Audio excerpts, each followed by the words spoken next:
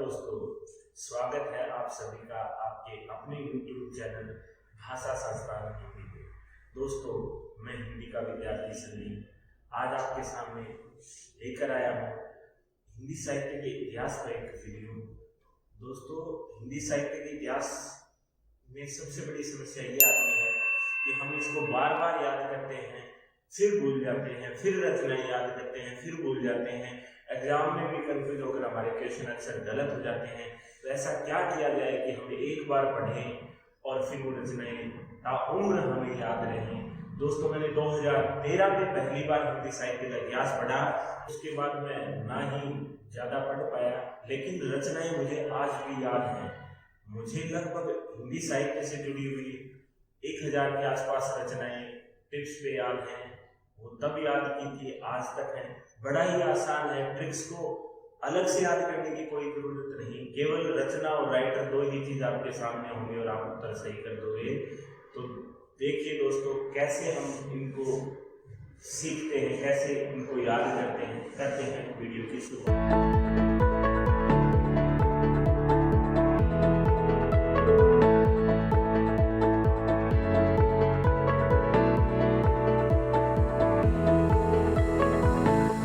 सबसे पहला, हिंदी साहित्य का अधूरा इतिहास। आता रहता है क्वेश्चन, तो देखिए कैसे याद करें हिंदी साहित्य का अधूरा इतिहास। एक शब्द यहां से उठाएंगे, अधूरा। दूसरा है सुमन राजे। दोस्तों, शब्द है अधूरा और सुमन राजे। इसको याद करने का तरीका क्या होगा? याद करने का तरीका है कि औरत अधूरे काम करती है, बात भी अधूरी छोड़ देगी, पूरा बताएगी नहीं, मन में रख लेती है, तो औरत अधूरा काम करती है। हिंदी साहित्य इतिहास लेखक के कार्य में सुमन राजे अपना विशेष स्थान रखती हैं।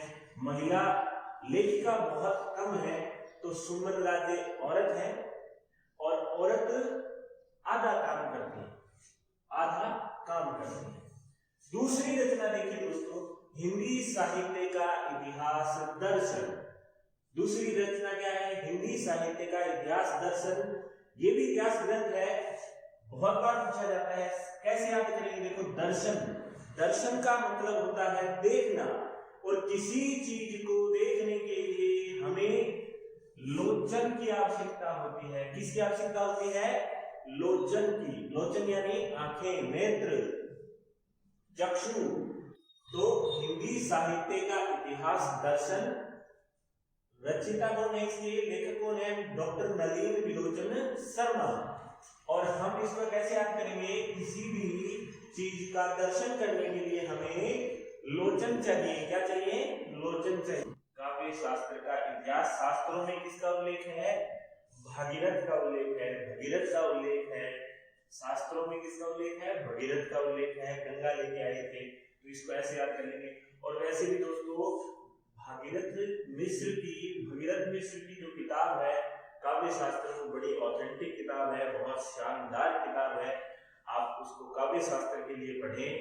बहुत ही अच्छी जानकारी दी गई है, रोचक तरीके से प्रस्तुत किया गया है। तो शास्त्र से भगीरथ, शास्त्रों में किसका उल्लेख है? भगीरथ का उल्लेख है। अगला देखो, हिंदी वीर काव्य। रचना क्या है? हिंदी वीर काव्य। नाम में देखो वीर, और ये देखो टिक्कम सिंह तोमर। नाम ये बड़ा वीर लग रहा है, टिक्कम सिंह। नाम अपने आप में बड़ा वीर आदमी का सा नाम लग रहा है, टिक्कम सिंह। तो हिंदी वीर काव्य, नाम ही वीर है, टिक्कम सिंह। अगला देखिए, उत्तरी भारत की संत परंपरा। अगली रचना कौन सी है? उत्तरी भारत की संत परंपरा। रचना को याद कैसे करेंगे? देखो, राइटर इसके हैं परशुराम चतुर्वेदी। परशुराम चतुर्वेदी, इसको याद करने का तरीका देखिए। परशुराम से बढ़कर कोई संत नहीं हुआ। परशुराम से बढ़कर कोई संत नहीं हुआ। तो इसको संत परंपरा, उत्तरी भारत की संत परंपरा, परशुराम चतुर्वेदी। परशुराम से बढ़कर कोई संत नहीं हुआ। तो संत परंपरा वाली किताब वाला इतिहास ग्रंथ किसने लिखा? परशुराम चतुर्वेदी ने। अगला देखिए, हिंदी के मुसलमान कवि, रचना का नाम क्या है? हिंदी के मुसलमान कवि, हिंदी साहित्य इतिहास ग्रंथ है ये भी, और राइटर कौन है इसके? गंगा प्रसाद सिंह। रचना है हिंदी के मुसलमान कवि और राइटर है गंगा प्रसाद सिंह। याद करने का तरीका देखिए, गंगा का प्रसाद सभी को मिलता है, चाहे वो हिंदू हो या मुसलमान। गंगा हमारी पवित्र नदी है, वो समरसता का भाव रखती है, उसमें कोई गंगा का प्रसाद सभी को मिलता है, चाहे वो हिंदू हो या मुसलमान। तो गंगा का प्रसाद सभी को मिलता है, चाहे वो हिंदू हो या मुसलमान।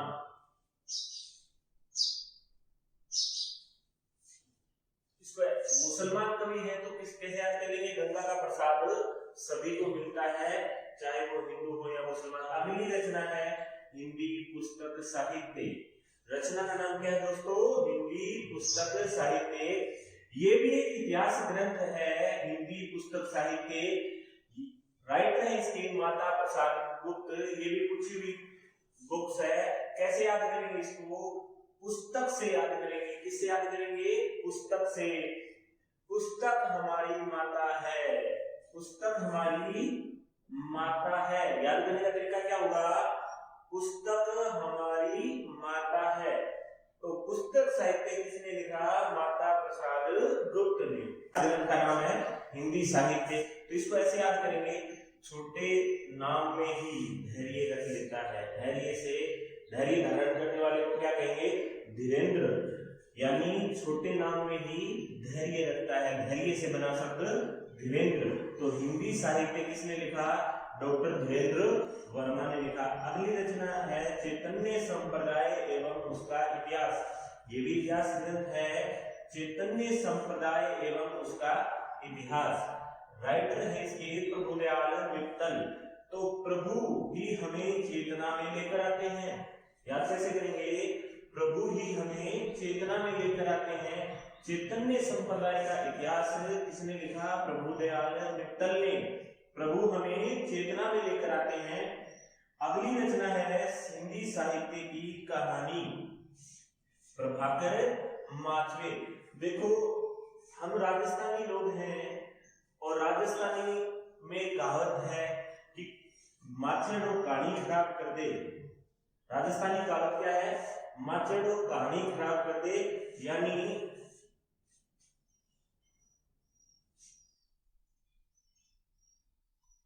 याद करने का राजस्थानी तरीका है दोस्तों, माचेड़ो कहानी खराब कर दे। खराब कर दे मतलब कहानी बिगाड़ देता है। माचेड़ो शब्द, ये जो शब्द है राजस्थानी शब्द है, तो इसको इस हिसाब से तैयार किया गया। अगला देखो, आधुनिक साहित्य की प्रवृत्तियां। आधुनिक साहित्य की प्रवृत्तियां, तो नाम निकालने की प्रवृत्ति पाई जाती है। कैसे याद करेंगे इसको? आधुनिक साहित्य की प्रवृत्तियां नामवर सिंह। नाम निकालने की प्रवृत्ति पाई जाती है। हर आदमी नाम निकाल देता है ना किसी का, जैसे नाम कुछ भी हो, कोई रंग में सांवला है तो क्या कह देंगे? कालू कह देंगे। ऐसे तो नाम निकालने की क्या पाई जाती है? प्रवृत्तियां पाई जाती हैं। आधुनिक साहित्य की प्रवृत्तियां नामवर सिंह। अगला है हिंदी साहित्य का संक्षिप्त इतिहास। हिंदी साहित्य का संक्षिप्त इतिहास। संक्षिप्त का मतलब छोटा, और छोटे बच्चे को क्या कहते हैं? नंदू। ये आगे भी काम आएगी दोस्तों। आगे जब हम भक्तिकाल में पहुंचेंगे तो वहां फिर से काम में आएगी। सबसे छोटा दो शब्द आएंगे, गुम्मन दास। अष्टछाप में सबसे बड़े और नंददास सबसे छोटे कवि हैं। तो कुंभा बड़े आदमी का नाम है, कुंभा बड़े आदमी का नाम है। राजस्थान में एक बहुत बड़े नेता भी हुए कुंभाराम जी, तो वो बुजुर्ग थे, बुजुर्ग यानी सबसे बड़ा, उसका नाम कुंभा, और छोटे छोटे घर में जो छोटा बच्चा होगा उसका नाम क्या रख देंगे? नंदू। क्या नाम रख देंगे दोस्तों? नंदू, ये नाम रख देंगे इसका। तो छोटा नाम है, संक्षिप्त है नंदू, छोटे बच्चे को नंदू कहेंगे। हिंदी साहित्य का दूसरा इतिहास, बहुत ही बार पूछा हुआ इतिहास ग्रंथ है हिंदी साहित्य का दूसरा इतिहास। याद करने का तरीका देखिए, ये है बच्चन सिंह। क्या है? बच्चन सिंह। और बच्चे भगवान का दूसरा रूप होते हैं। याद कैसे करेंगे? बच्चन सिंह से बच्चा, दूसरा से दूसरा, तो बच्चे भगवान का दूसरा रूप होते हैं। कहते हैं ना, बच्चे भगवान का दूसरा रूप है। तो बच्चन सिंह ने दूसरा इतिहास लिखा। हिंदी साहित्य का दूसरा इतिहास किसने लिखा? बच्चन सिंह ने। खड़ी बोली हिंदी का साहित्य। देखिए दोस्तों, हम जब बोली भाषाओं की बात करते हैं तो दो बड़ी भाषाएं हिंदी से जुड़ी, दो बड़ी बोलियां हिंदी से जुड़ी हुई हमारे सामने आती हैं। एक ब्रज भाषा है और दूसरी खड़ी बोली है। तो दोनों साथ साथ पढ़ते हैं हम। तो खड़ी बोली आएगा तो हमें ब्रज भी पढ़नी पड़ेगी, खड़ी बोली शब्द आएगा तो हमें ब्रज भी पढ़ना पड़ेगा। तो खड़ी बोली हिंदी साहित्य का इतिहास ब्रज रत्न दास ने लिखा। अगला है हिंदी साहित्य की संरचना और स्वरूप। हिंदी साहित्य की संरचना और स्वरूप। अपने रूप को लेकर औरत सबसे ज्यादा ध्यान रखती है, अपने रूप का औरत सबसे ज्यादा ध्यान रखती है। तो हम क्या कहेंगे? हिंदी साहित्य की संरचना और स्वरूप किसने लिखा? सुमन राजे। और औरत का नाम है, महिला इतिहासकार का नाम है, इसलिए हम इसका प्रयोग करेंगे। देखिए दोबारा, सुमन राजे। हिंदी साहित्य की संरचना और स्वरूप। अपने रूप का ध्यान औरत सर्वाधिक रखती है, तो सुमन राजे एक औरत है। और हिंदी इतिहास ग्रंथ लिखने वाली औरतें बहुत ही कम है, महिलाओं की संख्या ना के बराबर है। तो आसानी से याद हो जाएगा। दोस्तों, हमने कुछ रचनाएं पढ़ी, इनकी ट्रिक्स पढ़ी। सबसे पहले हमने पढ़ा हिंदी साहित्य का अधूरा इतिहास। औरत जितने भी काम करती है अधूरे करती है, याद करने के लिए है, बाकी कुछ इसका प्रयोजन नहीं। दूसरा हमने पढ़ा हिंदी साहित्य का इतिहास दर्शन, और दर्शन हम लोचन से करते हैं, तो राइटर का नाम है नलिन विलोचन शर्मा। तीसरा हमने पढ़ा काव्य शास्त्र का इतिहास। शास्त्रों में भगीरथ का उल्लेख किया गया है, भागीरथी का उल्लेख किया गया है, तो भगीरथ मिश्र की रचना। अगला पढ़ा हमने वीर काव्य इधर नाम ही देखो वीर का सा लग रहा है, टिक्कम सिंह। अगला हमने पढ़ा संत परंपरा, उत्तरी भारत की संत परंपरा, और परशुराम से बढ़कर कोई संत नहीं हुआ, तो परशुराम चतुर्वेदी की रचना है उत्तरी भारत की संत परंपरा। गंगा प्रसाद सिंह की रचना है हिंदी के मुसलमान कवि। याद करने का तरीका क्या था? गंगा का प्रसाद सभी को मिलता है, चाहे वो हिंदू हो या मुसलमान। तो मुसलमान कवि गंगा प्रसाद सिंह। अगली रचना हमने पढ़ी हिंदी पुस्तक साहित्य। माता प्रसाद गुप्त इसके राइटर हैं। याद करने का तरीका क्या था? पुस्तक हमारी माता है। अगली रचना हमने पढ़ी हिंदी साहित्य, डॉक्टर धीरेन्द्र वर्मा। छोटे नाम में ही धैर्य रख लेता है, कितना छोटा सा नाम है हिंदी साहित्य। बाकी सभी रचनाएं बड़ी हैं, ये बड़ा छोटा नाम है और छोटे नाम में धैर्य रख लेता है, धैर्य से शब्द बना धीरेन्द्र। अगला है चैतन्य संप्रदाय एवं उसका इतिहास। प्रभु हमें चेतना में लेकर आते हैं, प्रभु दयाल मित्तल की रचना है चैतन्य संप्रदाय एवं उसका इतिहास। हिंदी साहित्य की कहानी, राजस्थानी ट्रिक मैंने आपको बताई कि माचेड़ो कहानी खराब कर दे, ठीक है।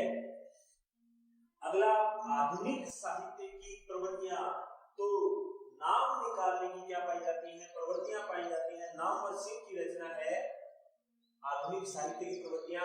हिंदी साहित्य का संक्षिप्त इतिहास। छोटा संक्षिप्त का मतलब क्या था? छोटा, और नंदू, छोटे बच्चे को नंदू कहते हैं, तो नंद दुलारे वाजपेयी। दो नाम भी बताए थे मैंने आपको, कुम्मन दास और नंद दास। ये आगे अष्टछाप के कवियों में आएंगे। ये सबसे बड़े उम्र दराज और ये सबसे छोटे। ये बड़े आदमी का सा नाम लगता है कुम्हा, और ये छोटे बच्चे का नाम लगता है नंदू। तो छोटा है नंद दुलारे संक्षिप्त। का दूसरा इतिहास बच्चन सिंह।